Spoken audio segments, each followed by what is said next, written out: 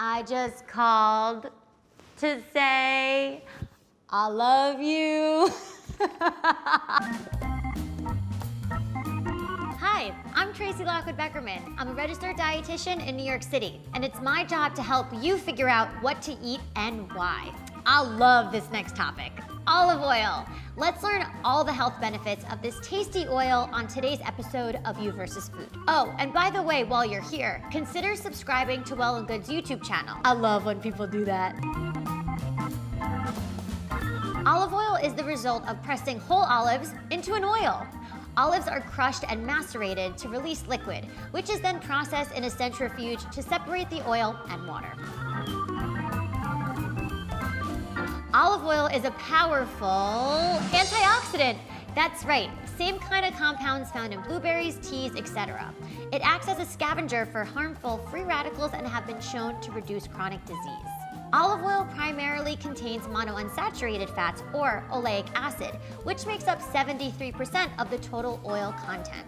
Studies suggest oleic acid can reduce inflammation, which means it may help to improve the side effects of arthritis and other inflammatory diseases. Olive oil has been proven to have cardioprotective effects. That means it's good for the heart and blood pressure. My heart beats for it.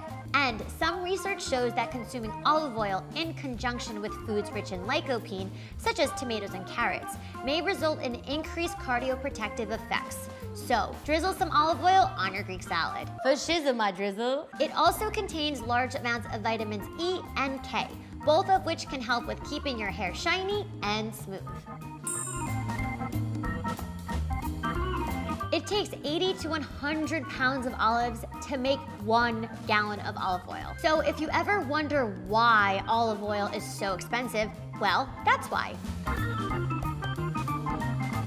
Alert, not all olive oil is created equal. Bottle color should not be clear or transparent. The bottle should be a dark glass bottle. This prevents light from reaching the olive oil, which will oxidize it and break down the olive oil. No thanks. Never store your olive oil near the stove, in the cabinet above the stove, or with the cap not tightly screwed on. Allowing heat and air to reach the olive oil will cause it to oxidize, making it rancid and unusable. Think a cool, dry, dark spot for your precious oil. Extra virgin olive oil is cold-pressed olive oil. This means the olives are pressed and extracted at a temperature lower than 80 degrees Fahrenheit. They aren't heated at all during the process, and they do not need to undergo additional refining. Buying cold-pressed or cold-extracted olive oil is the most natural preservation of the oil because heat can damage the antioxidant health benefits. Please protect the olive oil. Extra virgin olive oil, EVOO if you're up on the lingo. Oh, it's magic. EVO is the highest quality of olive oil. It's unrefined and chemical-free.